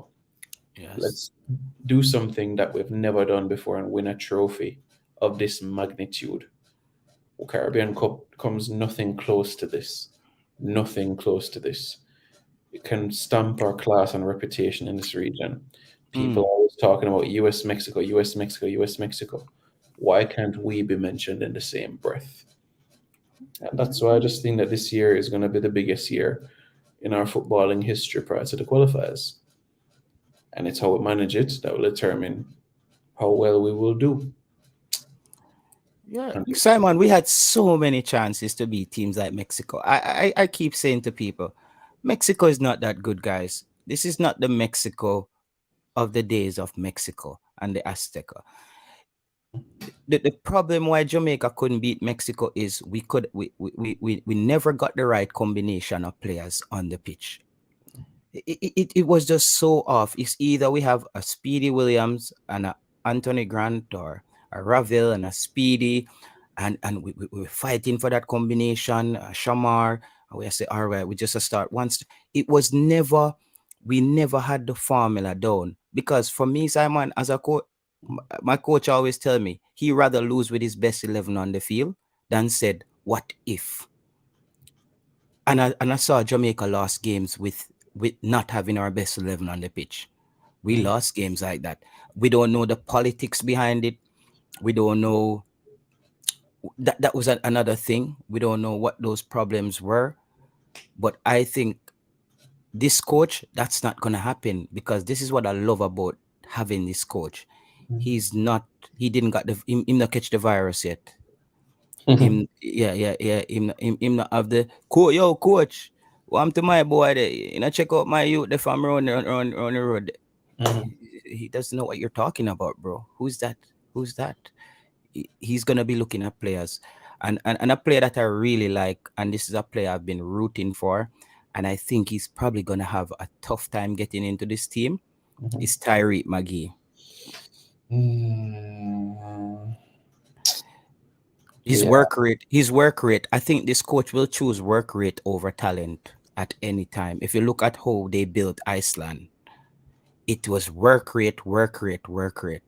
And I think Tyreke McGee have he have all the tools, but he disappears in games. He just vanishes at times, where you feel like he's just jogging out there. And if you're not Messi and those players, you can't just be a luxury player anymore, especially in CONCACAF, man. CONCACAF is the whistler blow constantly. Oh Yeah. yes. Yeah. And another thing, the last thing on that, Simon, that we need to fix in CONCACAF. I love the World Cup final. A lot of people might say this, but I think the referee did amazing with letting the game play. If you watch that World Cup final, it reminded me of when football, like he referee say, get up and play football.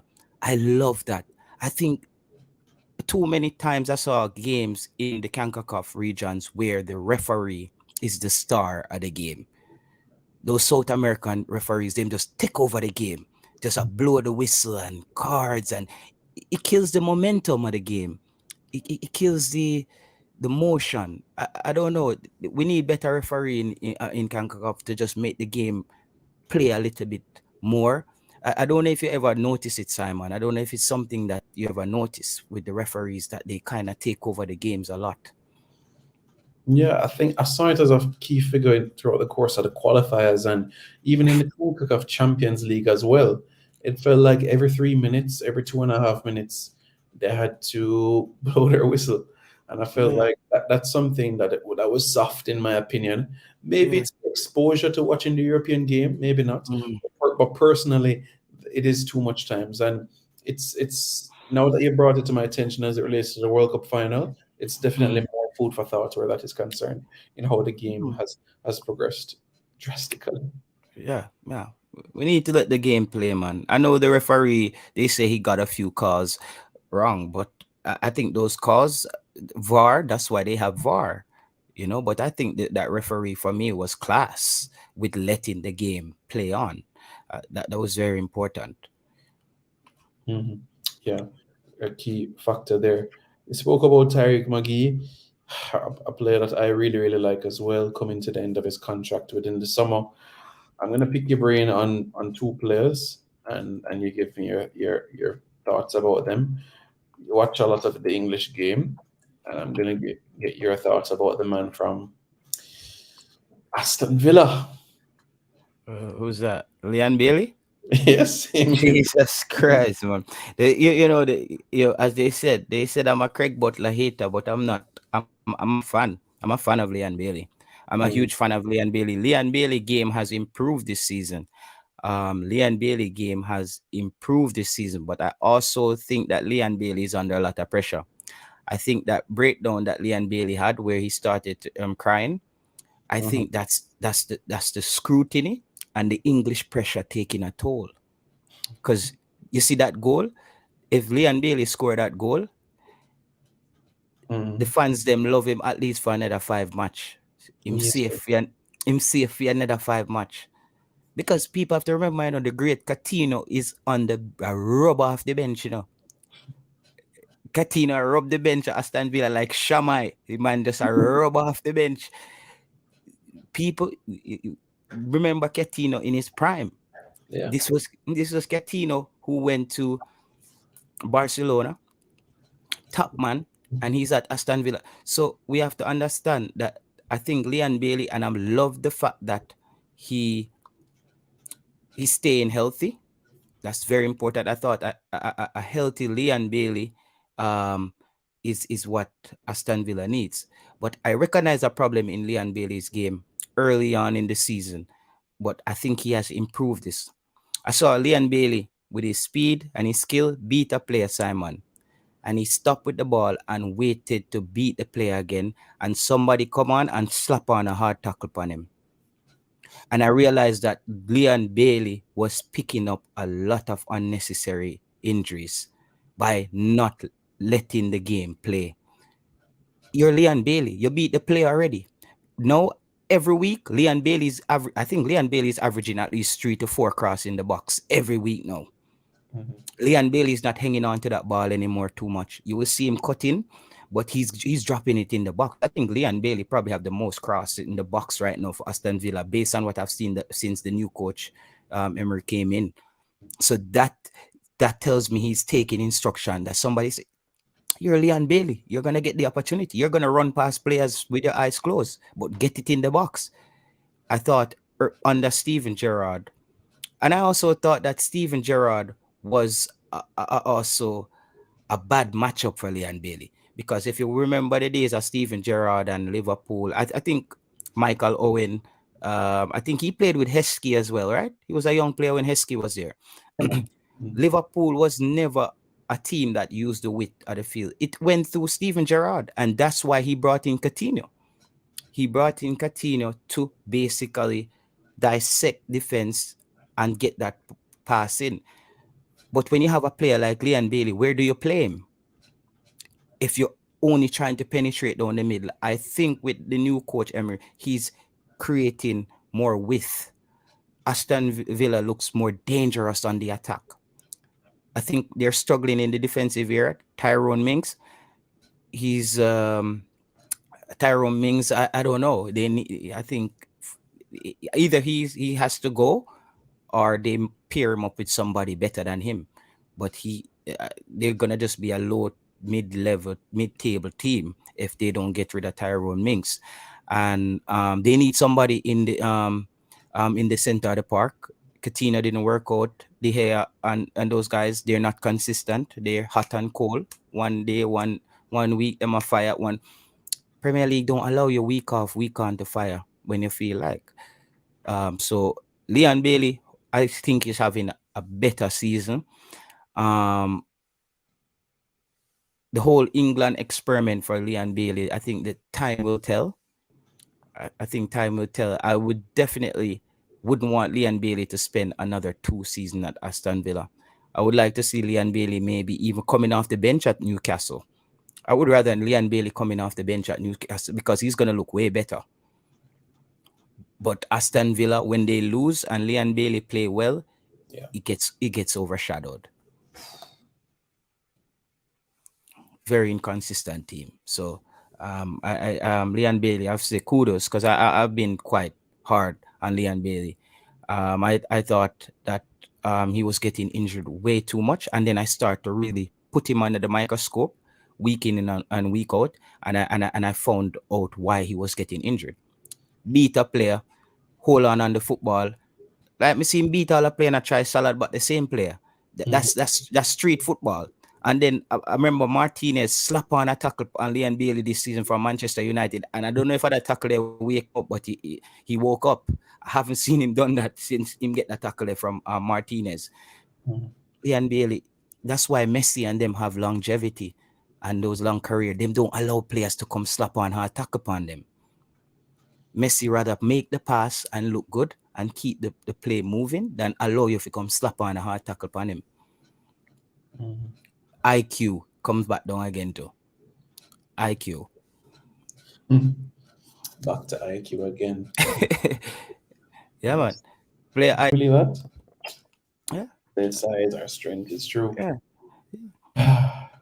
Because Simon, if Lionel Messi look around and he realized where he is and everybody around him running, him just need to stop. Because everybody around with them head chop off, him just stop. And he has all the space. You know, but if you get the adrenaline take over and you start running with everybody, like here them say, shot a fire, and everybody start running the same direction and you don't even know where the shot a fire. It's like you're probably running into a bullet. So I always respect that about Lionel Messi. Him just a look around. Him just a look around all the time. Where am I located? Okay. And just fit himself in those little pockets. And then him have the chance to make those deadly passes or just break through defenders. Absolutely. Yeah. So coming from BM in the comments making a point about Messi, yeah, and hopefully something that Leon Bailey can learn from as well when it's his late teens and early 20s and get them kick up and them push down, something that he can learn as well. Leon Bailey is 25. He's not 19 again. Leon Bailey is 25. This is literally the time now. 25, 26 soon. In football, he's still young, you know. Because I think what happened is Leon Bailey has accomplished so much at a young age. It bought him time to basically adjust to the EPL. You get what I'm saying? Like between 21 and 23, 24, he's like a kid in school who basically skip a grade. You know, like a skipper grade based on his development. So he basically, even if him reach a grade 6 and him little bit slow, him slow down at grade 6, him still at the right age for catch CX, you know what I mean, or something like that.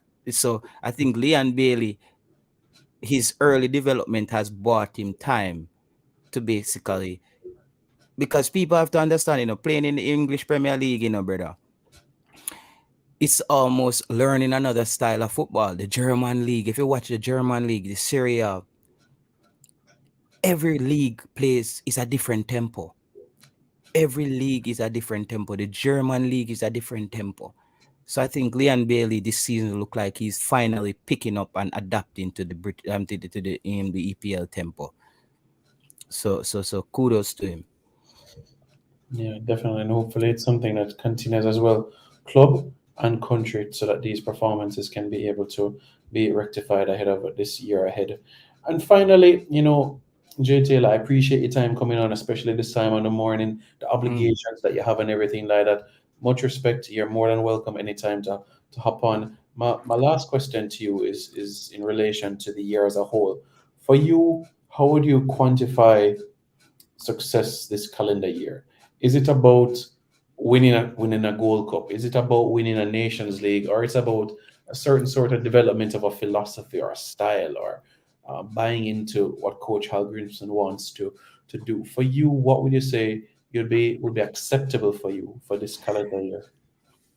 What's acceptable for me this calendar year is Jamaica has the best players who are available in the team. Even if it take time to get it together, I want to see Omari Hutchinson out there. I want to, let's start nail down the foundation of the house. I want to see Omari Hutchinson out there. Lambasika from Watford, Wolverhampton. Yeah, want to see him out there. And I still think that Tyler Roberts, for me, I think he's ready. I think he's ready off the bench. I don't know. He gives me there's something about that player. I think his drive, his speed, and his hunger, I think he's a player who can come off the bench and change the dynamics for Jamaica. Give you that quick burst, because he have some of those skill set of Leon Bailey as well.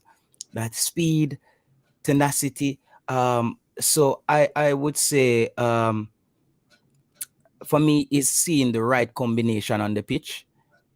I'm not thinking about win, because for me, I believe that once Jamaica get the right combination on the pitch, we are win everything, brother.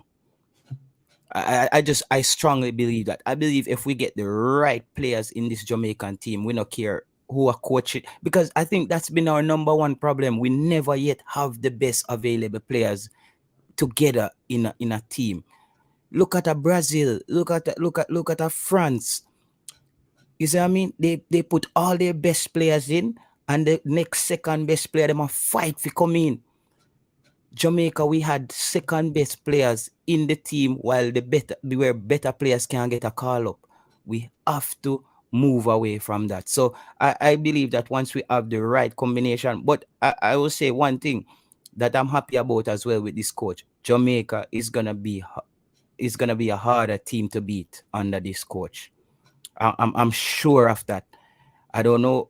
I think we'll draw a lot of games as well, because the 4-4-2 formation, one of the downsides is a lot of draws and a lot of 1-0 victories. That's the thing with the 4-4-2. Yeah. Because it's not really an expansive formation. It's the most balanced formation in football. The defense covered, the midfield solid, the wingers them fast, and the two striker them up top. I work off each other. It's gonna be interesting to see who is our two strikers, because I think we are having a little age dilemma here with our strikers.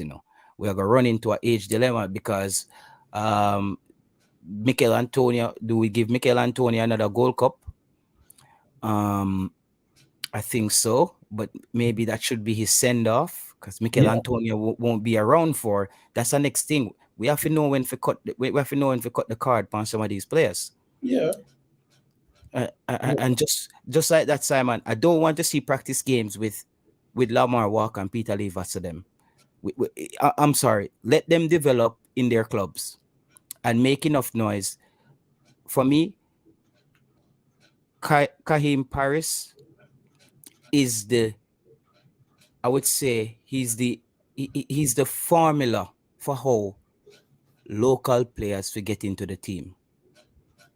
You go overseas, you make enough noise in your league, and move on, and you get your call up. I think Kahim Paris should be that example of how we get local players in the team, brother. We no more one JPL season. We get a good friendly beer. We're gonna give those players opportunities, but I don't think that's what me tell people. Say no.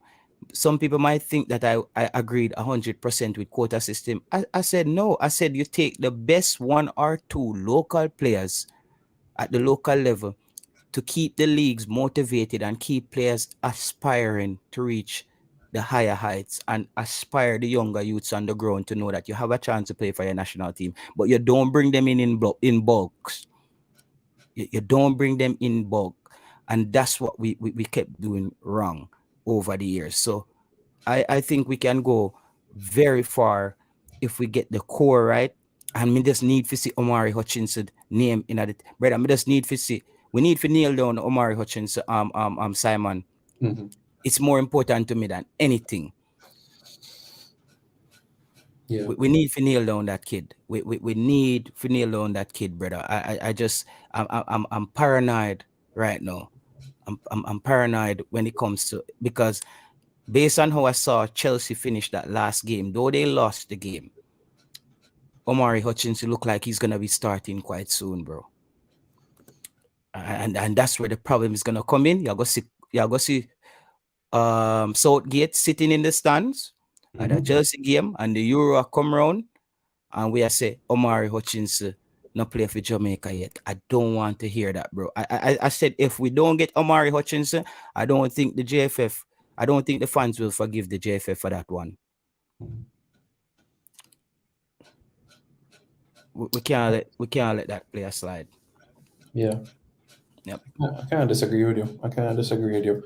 And there's a prime opportunity come March to call up the player and put him rightfully in the black, green, and gold against Mexico. Just call him up. And Simon, I'm sorry that we're extending the show. I'm sorry. Like, it's football for me. Because some of the points just like automatically segue into something else. Right.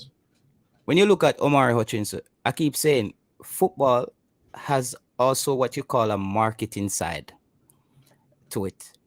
Look at the Omari Hutchinson with a Adidas logo, poster boy, standing next to a Leon Bailey, young kids in Jamaica, even young girls. Yeah.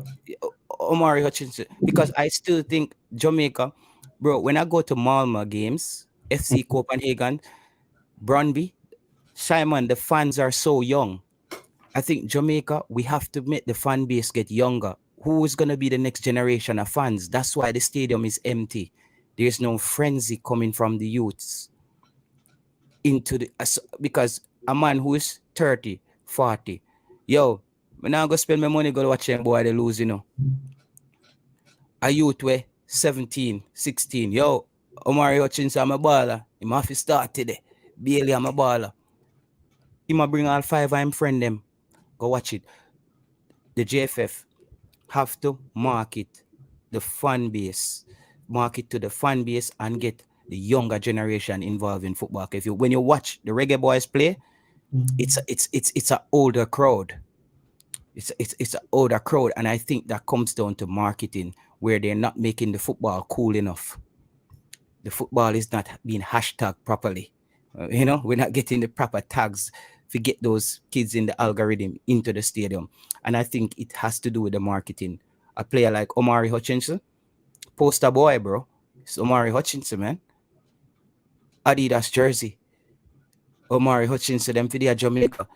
Sign jersey. Do some things. Bring him go to high school, them.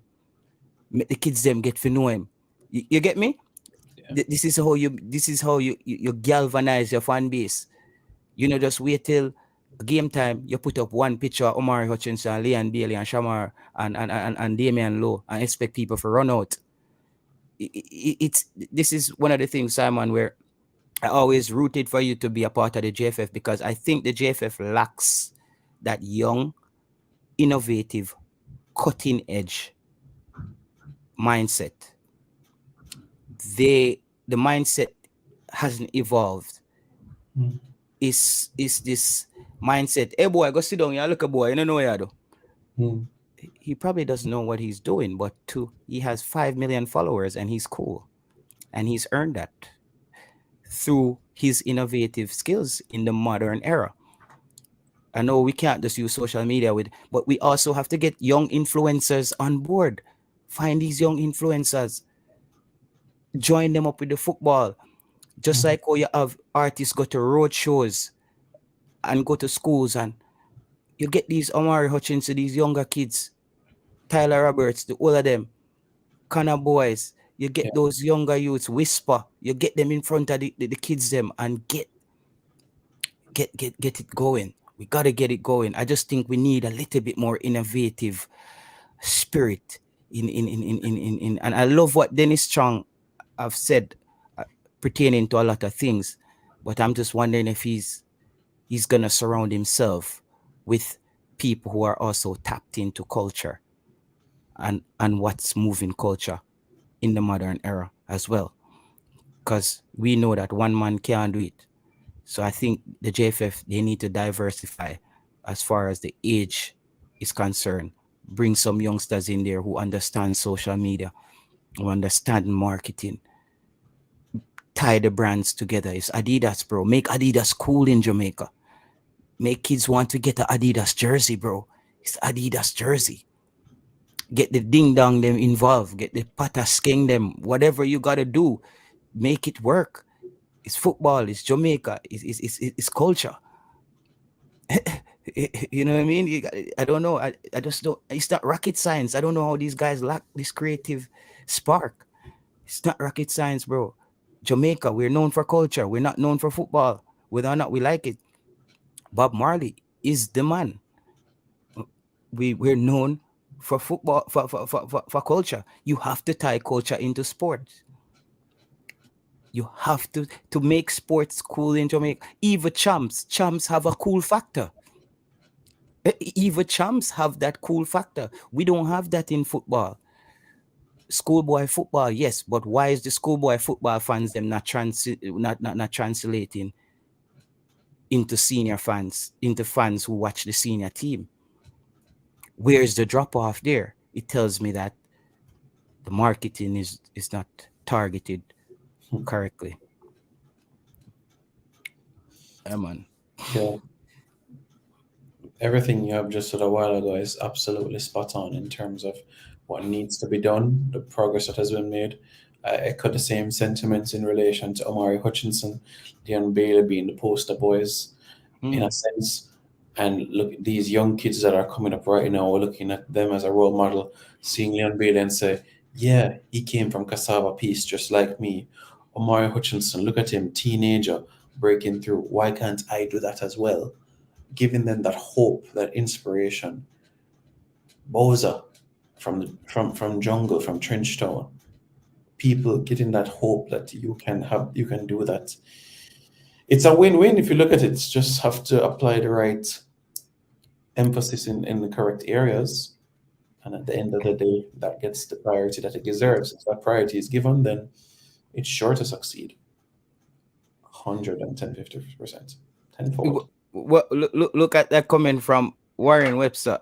And the funny thing and the irony in that is McDonald's, we all know McDonald's is unhealthy, but they do pretty damn good marketing. You might just be lazy enough to buy that burger.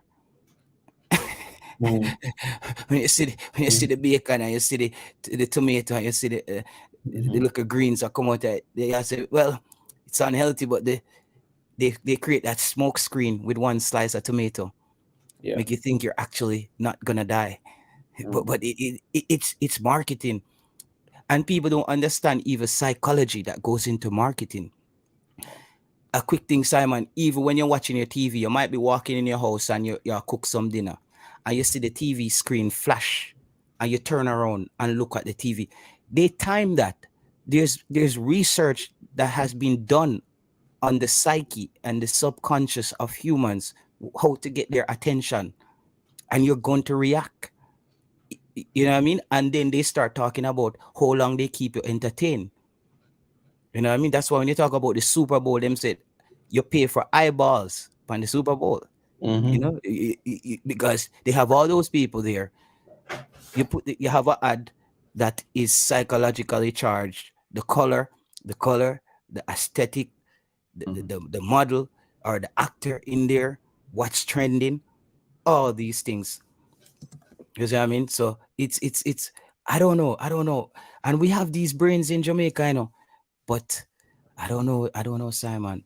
I don't know. I think they need to have a school in Jamaica that like a school. I'm not saying, because I always have a problem with the fact that a lot of people don't know that the University at the West Indies, when you study certain courses at the University at the West Indies, it doesn't, some of the courses are not accredited internationally.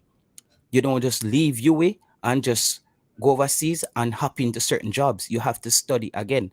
I'm saying Jamaica, before we get real independence from Britain, we have to have a university in Jamaica that's fully accredited, like the Oxford, the Harvard, the Yales, and you recruit the best on the island.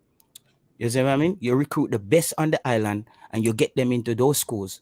And when the whole concept of the school, everything is structured around and modeled around those top universities around the world.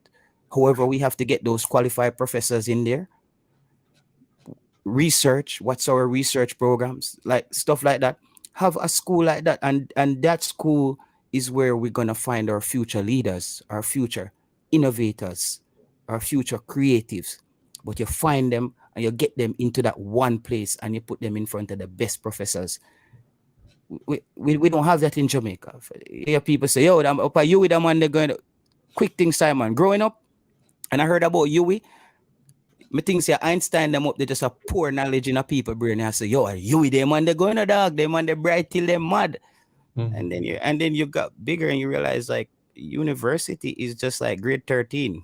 You go a grade 12, grade 13, and then you go grade 14. You know what I mean? So a lot of people I was intimidated growing up. A lot of Jamaicans are intimidated by university growing up, but it's because the education is not there. Enough said. Blessing, Simon. I think I said too much. No. I went on a rant. It's because I'm passionate. I'm not just passionate. I'm passionate about Jamaica on a whole because I see the potential and I just don't know why we can't do it. I don't know, bro. Yeah. UWI, not everything in UWI, bro, is accredited. Because Simon, can you just get a medical degree in UWI and go practice medicine anywhere in the world? I don't think so, bro. What you call accrediting in Jamaica, the world have one different accreditation, brother. It depends the course, in particular as well. Like even some medicine only in Jamaica and certain Caribbean islands. So yeah, it really depends on the course that you're doing. So you're right, spot on. Because I went as well. So yeah, I know what you mean.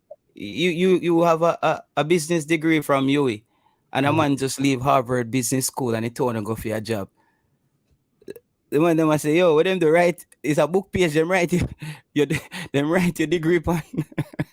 It doesn't add up, bro.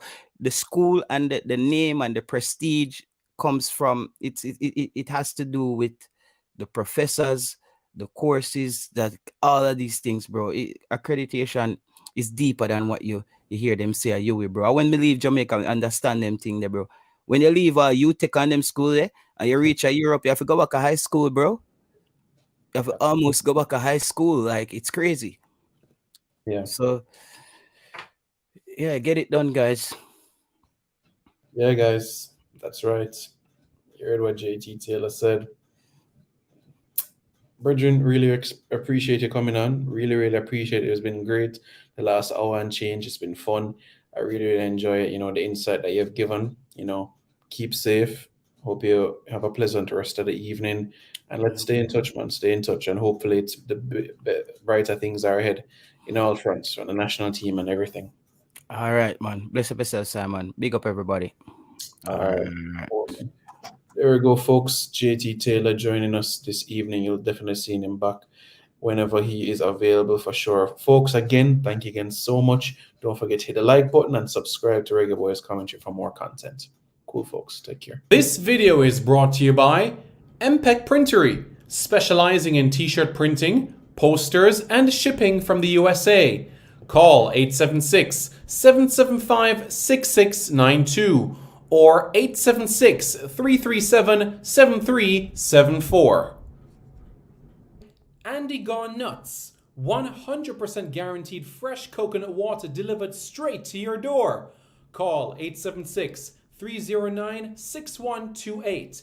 That's 876-309-6128. Refreshing and affordable. For more information, follow them on Instagram at Andy Gone Nuts.